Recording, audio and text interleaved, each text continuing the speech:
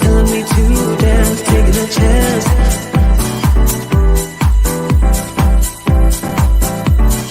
Telling me to dance.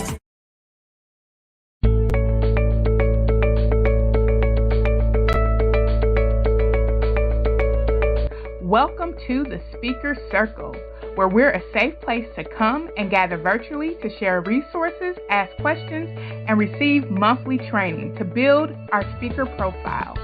Whether you're a new emerging speaker or you're an advanced speaker, we invite all to come here.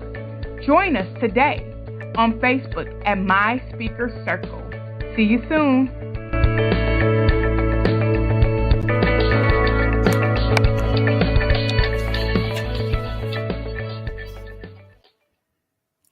Hello, Speaker Circle family. Can you believe it? It's that time again. Whew. I just got to take a deep breath in because I feel just overwhelmed with joy for the person that we are going to bring to the stage today. And so I'm going to encourage you all to get your notepads out, to get if you take notes on your camera, whatever you need to do, I'm going to encourage you to do that today, because today is not only just going to be great, I'm not just excited about it, but I know that it's going to be resource heavy. The person that I'm bringing to the stage today is going to give you resources that are really going to help you leverage your speaking career. And I know we have a few people on the group, on the page that is new. And so there's information for you too. So come on, tag a friend, bring them in, and let's get ready to rumble. All right, speakers, let's get ready. Okay, so for all of those that may not know, I'm Lanice. I am the host here at the Speaker Circle, where we post opening opportunities, we post resources, and once a month we bring an expert to you. I feel like I am the liaison to connect you to the resources that you need to scale your businesses, okay? And speaking is a business. Let's keep that in mind. And so that's what I want to do. I want to make sure that the people who are coming to you have proven records. They know what they're doing, okay? And so this person definitely knows what they're doing. And I just have to say this. I follow this person, so that's why I'm super excited. Like, if you ever follow somebody, it's kind of like you follow your superstar and then you're like, oh my God, I get to meet them. And so that's how I'm feeling today. So without further ado, we're going to bring Grant Baldwin to the stage. And so before he comes, I'm going to give a brief introduction about him. After a few years of youth pastoring, he decided to start his speaking career. He worked hard to build his business and get paid speaking. Can we say get paid? Get paid. That's the biggest question that I hear in the group is, how can we get paid? How much do we charge? Where are those opportunities at? Guess what? We got the answer today, y'all. We got the answer today. What do y'all do? That's my little answer dance, y'all. That's my answer dance. Yes. And so while he was trying to figure out things on his own, because there wasn't a ton of resources out there. And guess what? He says he's just a normal guy. Well, I'm going to say he's a normal guy that knows the pathway, okay? He knows the road that you need to take. Can y'all say, I want to be on the right road, okay? It's enough room for all of us to be driving. And he's going to share that path today, y'all. He said he has no crazy backstory. He has no celebrity following. And this is so important because I hear people say, well, I'm just a regular girl. I don't have this heroic story. And I love the fact that he comes to you real, like how he is. And guess what? He paved the way. So if he can do it, I know you can too. What he realizes that he had a message to share. Can y'all tag message? You guys have a message to share. I love reminding you of that. Every time I come on, you have a message. You have an audience. Someone needs to hear your voice. In fact, they won't move until they hear your voice, okay? And so he wanted to share his dream. He wanted to make things happen. And guess what? 10 years later, he had tens of thousands of paid presentations later, right? He's happy to say he did it. So he did that. He did that. And I can't wait to say that you guys did it too. Woo! Woo! I'm excited. Okay, let me calm down. So today he is still traveling, he is still speaking, but guess what? He also is helping others to do the same. He has a fabulous group, which I'm going to show, and I'm going to show his contact later as well. Thespeakerlab.com. Okay, that's all him. Yes, it is. That is all him, and that is what he's doing. And so, without further ado, let's show some hearts and some love for Mr. Grant. Woo! Lanice, I like some background music for you. Can you come live with me? And just like every day, I just like Lanice just fires me up for the day. Hey, that was fun. I appreciate you letting me be here. Thank you so much. I know I gave a brief overview, but is there anything that you feel in particular that you want to share with the audience today that's important for them to set the stage so they'll know a little bit more about you? Yeah, I'll give you two quick things. One is, most importantly, I'm married to my high school sweetheart. We've got 3 beautiful daughters. So it's me and a house full of women, and it's the best. I absolutely love it. It's like my own little Barbie dream house. And so as much as I love speaking, I love entrepreneurship, I love business, I love being a husband, I love being a father. So that's the most important thing I'd say. Second thing I'd say, you and I were just talking a little bit about this. I've had this this lingering cough that's been kicking my butt for the past couple of weeks, but I said, no, I do not want to reschedule this. I want to hang out. I want to talk with Lanice and the people. And so bear with us today as I'm pushing that through. I feel fine. I feel good. It's just I got this cough here, but the show must go on. Thank you for showing up, and sometimes that's half the battle, right? Showing up. So he showed up today. So y'all just give him a little heart, some hearts and love for showing up. And some of us, that's what y'all need to do. Show up. That's y'all next task for the week. Show up. How are you going to show up? No excuses, showing up. And so we're going to get right into this interview. We're going to learn a little bit about you. And then I want to end it with the connection that you have, because it's very important to me that I bridge that gap for speakers. I want to make sure that I'm connecting them to credible people that I know can help leverage their speaking business, whether they're starting out or they've been in it a while. And I know that you are the person for that. So why did you even get started speaking? Yeah. And how did you know you were the right person for it? Yeah. So if we go way back in time, in high school, I was really involved in my local church, and my youth pastor had a really big impact on my life. And for a long time, I was like, I want to do that. Like, that seems really cool. The opportunity to speak and kind of be a professional teenager, like that just really resonated with me. So actually, I went to Bible college. I was a youth pastor for a little while, and that gave me a lot of opportunities to speak. And speaking was one of those things. I always felt like I was decent at it. I wanted to do more of it, but I wasn't really sure, where do you go from there? It's kind of like, I wish I had the speaker circle way back then of going like, someone just tell me what to do, And so after I left that role as a youth pastor, I met a couple of guys who were speaking full time. I started just stalking them and emailing them and pestering them and just like, hey, just tell me what to do. I can do it if someone will just tell me what to do. And so eventually I got to a point where I booked a couple gigs and then was doing some more gigs, and got to a point where I was doing it full time, and eventually was doing 60, 70 speaking gigs a year and traveling all over the US and excuse me, and absolutely loved it. I had just an absolute blast.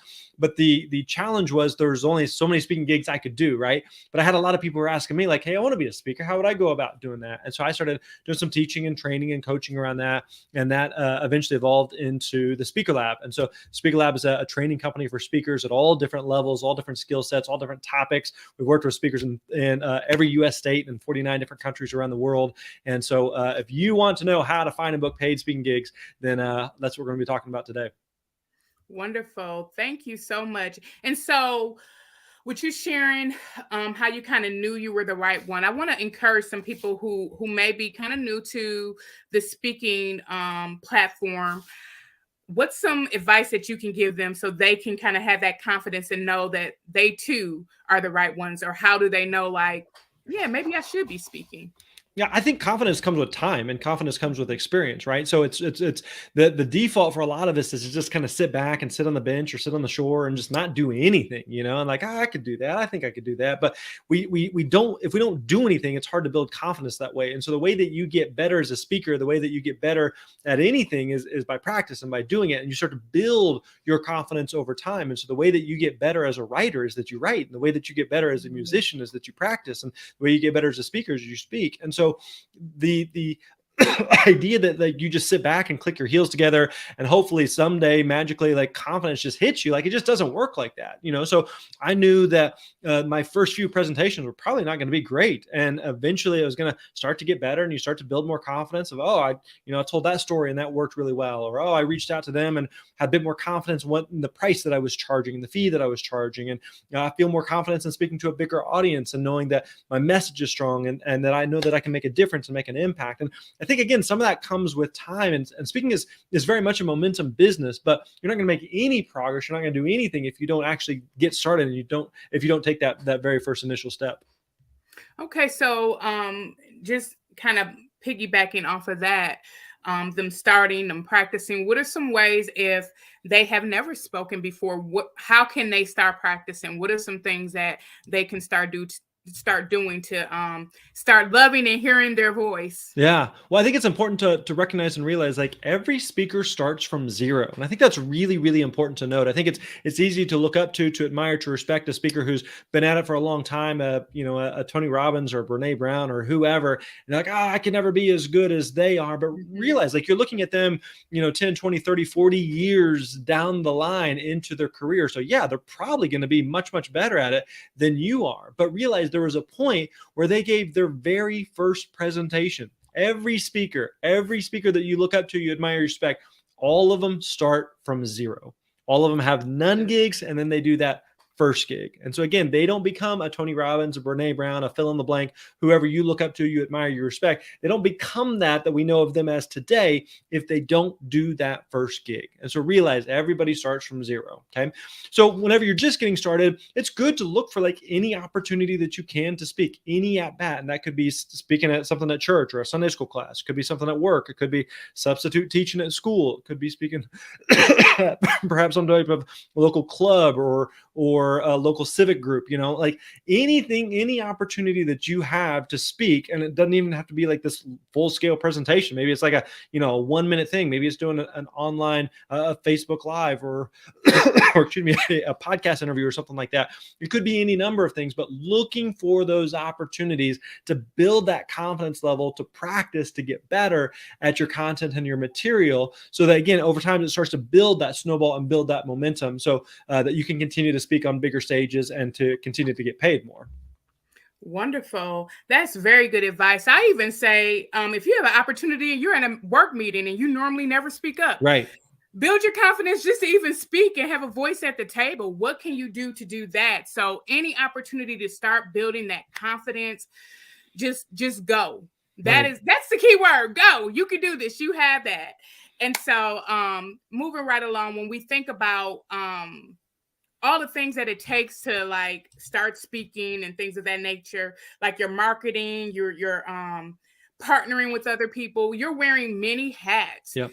How do you do that? How have you found a balance with doing all that? I know for myself, it's just like, okay, I have to market, I have to email, I have to do all this, and then just really finding that great balance where it doesn't seem like you're oversaturating people and things of that nature. Yeah. So one thing I would say is that when you're getting started, you, again, like we've talked about here, you're trying to build some momentum. And so it's going to require a little bit of extra effort. And the one thing I learned early on in my own speaking business is I heard this phrase from a friend. He said, the more you speak, the more you speak. And what he meant by that is that speaking leads to speaking, right? And so whenever you speak, I can tell you, several stories of times where I would go speak at something and someone was in the audience, or someone knew of someone, or that led to something else, or the event planner introduced me to someone. And so speaking again starts to build a bit of momentum there. And so, but early on though, if you are, let's say you're working a full-time job and you're trying to start something on the side, what you end up doing is you work a lot of nights, you work a lot of weekends, you're getting up early, you're working over your lunch period. And that was exactly the case for me, of just going like, I think I can do this, but I know it's going to require some extra effort. I'm reaching out to a lot of people. I'm also trying to balance, like we talked about at the beginning, being a husband, being a father. And so that's part of it, and so one of the things that's important to think about and realize is, what is it that you're wanting to accomplish as a speaker? And what I mean by that is there are some people that are like, I think it'd be kind of fun to speak a few times here or there. And it's just kind of a little side hustle, a little hobby thing. And if that's what it is, that's fine. There's nothing wrong with that. But you can't give hobby efforts and expect professional results. Like, it just doesn't work like that. So if you say, hey, I want to be a professional speaker, I want to go all in on this, I want to speak 40, 50, 60, 70 times a year, I want to be a full-time professional speaker, then you can't just like kick the tires on it and hope that like magically you're going to get some amazing results. And again, this isn't exclusive to just being a speaker. This is the case with anything. You know, if you wanted to be a world-class, again, athlete or musician or artist or a writer or whatever it is, you can't just like, oh, I'm just going to kind of dilly-dally with it and hope that magically the results are going to be there, because they're just not. It just doesn't work like that. And so you have to realize like it's going to take some commitment. It's going to take some sacrifice. You're going to have to put in some extra energy and effort in order to build some of that momentum. But again, over time, it does get slightly, excuse me, it gets slightly easier. But again, you have to do some work to get the ball rolling in the first place. Wow, that is so good. I think you had a couple of tweetable moments there, but I'm going to stick. You have to speak. Wait, how did you say? In order to speak, you have to speak, right? Yeah, the more you speak, the more you speak. The more you speak, the more you speak. That is so good. So you guys write that down. Are you speaking? The more you speak, the more opportunities will show up, and that you can't treat this like a hobby. You know, even if it is, you know, show up for it. Be prepared for that. You know, sometimes people say, oh, the opportunity just comes. Well, when the opportunity comes, how prepared are you for that opportunity? Right. Yeah, you absolutely. Know? So I think that is extremely important. Now, there are some stigmas when it comes to speaking and those who are starting. What is one that that's out there that you want to kind of clear, that you would like to clear up for people? Good question. One that comes to mind is TEDx. All right. TED Talks, you know, so people oftentimes assume, well, I'll just get a TED Talk and then my speaking career will take off. You know, I'll just do one talk and like, then all of a sudden I'm going to become the big thing. It's like, it just doesn't work like that. You know, there are hundreds and hundreds of TEDx events, and above that, there are thousands and thousands and thousands of TEDx speakers. And the chances of one, you know, really going viral and really taking off is very, very, very small.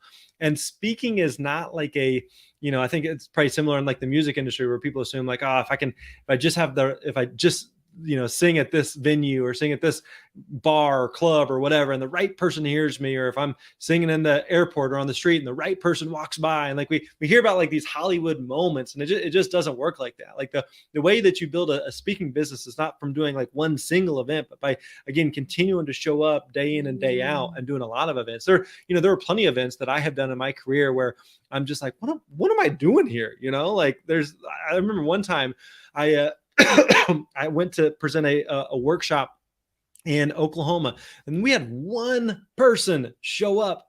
And I'm just like, what is going on right now? You know? And so you're going to have those moments. You also have moments where like things are going really, really well. And so, and you're speaking at a big event in a big venue, and you get a big standing ovation or a big check, or, you know, whatever it is that you're looking for, and everything in between. But you have to continue to show up to build your business, and not just assume that, hey, if I'm going to do this one talk, that all of a sudden magically everything's going to change. It just doesn't work like that.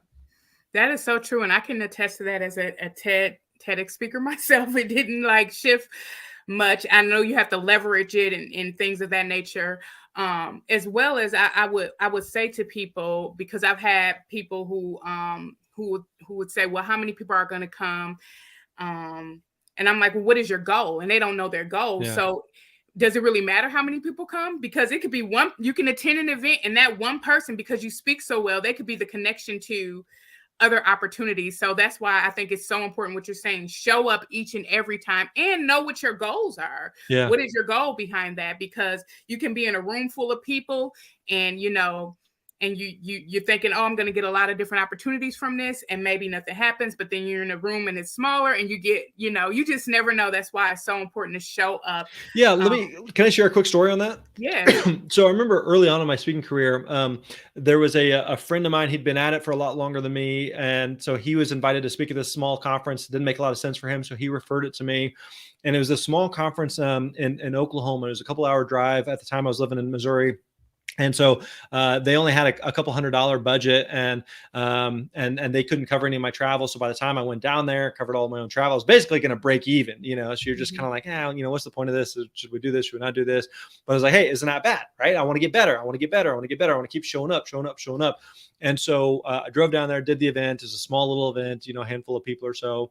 And it went really, really well. I was really, really happy with how it went. And afterwards, there's a lady who came up who introduced herself to me.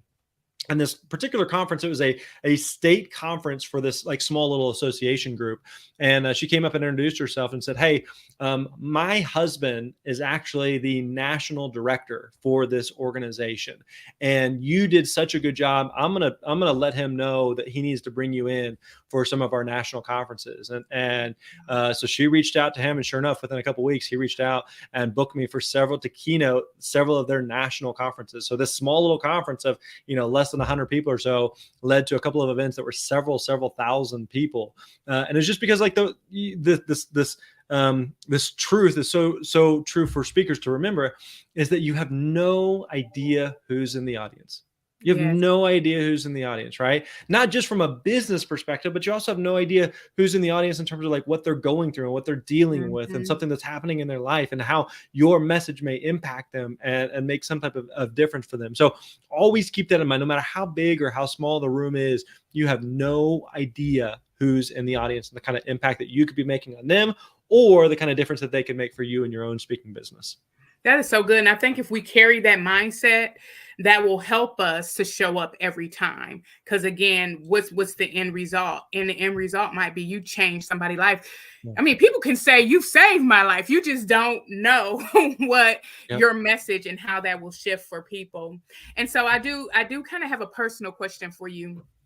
What was that shifting moment for you when you knew, like, this is what I should be doing? I was born for this. Yeah, I think it was like I had done some speaking. I worked with a school assembly organization, and so they would book stuff. I'd kind of go out and do presentations for them, and they would pay me like $100 for a school assembly, which at the time just felt like $1 million. It's just like, this is awesome. I can't believe they paid me $100 to go do this. I worked for a small seminar company, and I would go out and give presentations on their behalf. And so I was doing a few of these like little speaking things here and there, but the first like what I felt like was like a really like legit event. It was, probably 300 people or something. And they brought me in to do a keynote for about 30-45 minutes or so. And they paid me $1,000. And this was like the first event that I booked. And I remember I spent so much time working on the talk, working on the presentation, and I showed up and I delivered it. I got a standing ovation. It went really well. And afterwards, the event planner hands me that check for $1,000. And I remember getting that check and going out into the parking lot and sitting in my car and just breaking down in tears and just feeling like I can't, I can't believe that they gave me $1,000 to speak. I cannot believe that they gave me $1,000 to present. I had so much fun. I loved it. I wanted to do more of it. When is the next gig? And that was definitely a big aha turning point for me, of feeling like, man, this is really impactful for me. And I know that I'm making a big difference as well. Wow, I can't believe like we're getting close to time. So I'm like, oh, I had so many good questions. But can you share a moment with the people that you're sharing the highs and the good? What was one moment where you kind of want to give up? What was that encouragement that kind of kept you going? Yeah, I would say some of the more difficult times were times where either like the gig wasn't going well, like you're halfway through the presentation. And I'll give you an example. I remember I was doing a school assembly. This was like a Friday, if I remember right. And it was like right before spring break. And so and it was like at the end of the day, the only thing standing between these students and spring break is me, and they're like, we don't want to hear a speaker, dude, wrap it up here. We got to go to spring break. And I remember that there was like some type of a bell or something that goes off there that cues the volleyball team to leave to go to a game. They had a game or something, right? And so the bell goes off, and comes over the intercom, like, all right, the volleyball team is now dismissed to leave and go to the game, go to the bus or whatever. And like people from all over just are getting up and walking out. And then I noticed like a whole bunch of teenage guys are getting up and leaving. They're not on the volleyball team. They're just leaving, And so I'm in the middle of the presentation and I'm just like, what is happening? Like, people are leaving. Nobody wants to be here. I don't want to be here, Mm-hmm. And it was just one of those like surreal moments of like, oh, I thought like I just got standing ovations and people handed me big checks. Like, oh no, it doesn't work like that, So there's moments like that. There's moments where I remember, How do being you like, recover from that? Like, what would you suggest that happen, or any kind of situation that happens? How do you kind of recover well, and bounce back? yeah, you're kind of making a mental judgment there of how big of a distraction is this, because there's sometimes where things happen in the room, and like if you don't acknowledge it, it doesn't exist, and you just kind of power through. But if something happens and it's like a big enough distraction, it's a big enough deal. I'll give an example. Remember a few years ago, I was speaking at something, and a dog came running in the room. I don't know how the dog got in, but the dog comes running in. The dog comes zipping around the room, like everybody's looking at it. So if I'm up there on stage and I'm like pretending like the dog doesn't exist, then I just look like an idiot. Just like, clearly there's a dog here. Clearly, let's talk about it. Now, one way to do it, is, again, you just kind of ignore it and you go on. The other thing is, I think, is I love acknowledging something like that, because it creates this authentic, real moment that wasn't scripted, it wasn't planned, it wasn't supposed to happen, and it just took place, and it's just kind of this funny moment. Like it's kind of one of those things where, like, when you're telling someone a story after the fact, you're like, oh well, you had to be there, right? Mm-hmm. And so when you create one of those you had to be there moments with the audience, it's like this inside joke that they get to be a part of. So I'll give you another example. I remember a few years ago speaking at a conference, and there was this was a student leadership conference, a high school conference, and a couple of students, they got up to leave, but they had, like, the way they had to exit is they had to basically walk in front of me. And so, like, they're leaving, and I'm just like, hey, where are you going? And they're like, oh, I got to go to work. I was like, where do you work at? And so they keep walking, and I walk with them, and I like walk all the way to the exit. And I'm just like, it's as if there's nobody else in the room. I'm just walking with them, talking with them, just having this, like, just dumb, goofy little moment there. Mm-hmm. And so it's just kind of this, everybody's cracking up, people are enjoying it. It's just one of those things of just like, okay, this is off script, quote unquote. Mm-hmm. This is not supposed to happen, but here's this like weird, awkward elephant in the room. So let's acknowledge it. Let's play with it. Let's do something with it. And so sometimes you do that, and it works, and it comes across funny. Sometimes you do something and it doesn't work, and just realize, like, there's going to be times where something doesn't work and something bombs. There's going to be times where the audience is not listening, they're not paying attention. It may have nothing to do with you. It's just something that's happened in the environment, or something that happened with the audience that's just way outside your control. So I think it's also important to recognize and realize for speakers, like, what are the things that you can control? What are the things that you can do something about? What are the things that you have no control over? Mm-hmm. And so just know that sometimes there's times I've finished a gig and be like, that didn't go well, but there's not a lot I could have done differently. Mm-hmm. There's a few things that were against me or didn't work in my favor. And that, again, that's part of being a professional speaker, is recognizing like what you can control and what you can't. That is so good. So, and we're like wrapping it up now. So I do want to ask, what is the best advice that as a speaker you have been given that has helped you? One thing that I think is really important for, especially early on in a speaker's career, is to be really, really, really, really, really clear on who you speak to and what problem you solve. Now, the dangerous thing that we see with so many speakers is we try to spread the net and cast the net as far and wide as possible. And so when we talk about, well, what do you speak about? It's like, well, what do you want me to speak about? I can speak about anything, or the idea of who do you speak to? Well, my message is for people. My message is for humans. My message is for everybody. And like, that's not what event planners are looking for. That's not what audiences are looking for. And so one way we talk about it is, you want to be a steakhouse and not a buffet. Be a steakhouse and not a buffet. Meaning, Lenise, let's imagine like you and I are going to grab a bite to eat. We're looking for a good steak. Like, we have a choice. We could go to a buffet where steak is one of 100 different things that they offer, and they're all mediocre. Or we could go to a steakhouse where they do one thing, but they do that one thing really, really, really well. And so they don't do pasta, they don't do pizza, they don't do cupcakes, they don't do spaghetti. Like, they do steak, and that's it. And so you want to be that steakhouse and versus trying to be a buffet. And again, it's counterintuitive, because we feel like the more things we can talk about, the more opportunities we will have. But it does not work like that. The more clear, the more specific, the more focused you are and who you speak to and what problem that you solve for that audience, the easier it is to not only find potential bookings, but also to become the go-to authority and to be able to charge more. If you're getting steak at a steakhouse, it's going to cost more. It's going to be better quality than if you get steak at a buffet. So be a steakhouse and not the buffet.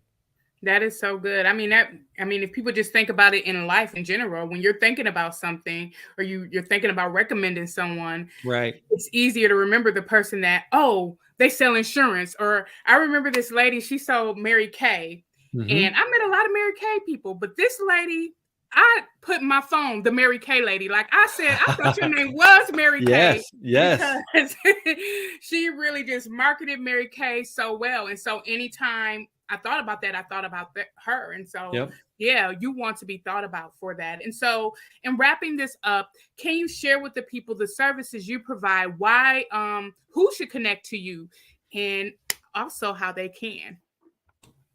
Yeah, again, thanks for letting me hang out with you, Denise. I've had a great time. Yeah, everything that we do is over at thespeakerlab.com, thespeakerlab.com. We have a podcast by the same name, the Speaker Lab Podcast. We're coming up on 400 episodes, so there's no shortage of content there.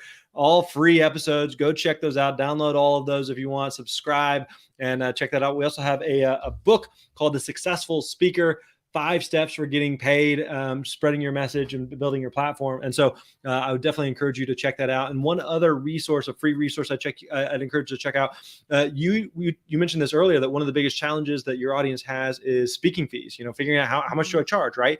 So we hear this all the time from speakers. How much should I charge? And the short answer is it depends, which is a horrible answer. That doesn't help anybody. And so we put together a free speaking fee calculator. And so if you go to myspeakerfee.com, it's totally free. You answer a couple questions there and it'll spit out a number at you of what you should be charging as a speaker. So that way it takes in a bunch of different variables. And again, it's just a quick little calculator. It's fun to play with a bunch of different variables there. Speaking fees are much more of an art than a science, but it's a fun free speaking fee calculator. So again, you can check that out over at myspeakerfee.com. Wonderful, wonderful, wonderful. So again, I thank you so much for joining us. I thank you for sharing with the people. I really enjoy learning more about you. I feel so inspired because, again, I do follow you. So you said you're not celebrity. You are a celebrity in the speaker world, okay? I don't know about that. Right. Hey, and also, I appreciate you hanging with me on the cough, right? Like we talked about at the beginning. I told you, I feel great. I didn't want to miss this. The show must go on. And so, it's kind of like that elephant in the room. You acknowledge it. Hey, I've got this cough and it's going to be here. All right. But I'm good. You good? Okay, let's roll with it, And so again, as speakers, that's part of it. So thanks for the patience with me, everyone, and rolling with that today. Thank you again. You guys, let's give some hearts as Grant leaves the stage. Thank you, Grant. Thank you guys so much for joining us today. Please, please, please, I highly recommend going to thespeakerlab.com. Why don't you shoot them an email, let them know that you found out today about the Speaker Lab by coming through the Speaker Circle. You guys, I've enjoyed this time with you. Again, speak up, show up, and do what you were born to do. And until next time, remember, your stage is waiting. See you soon.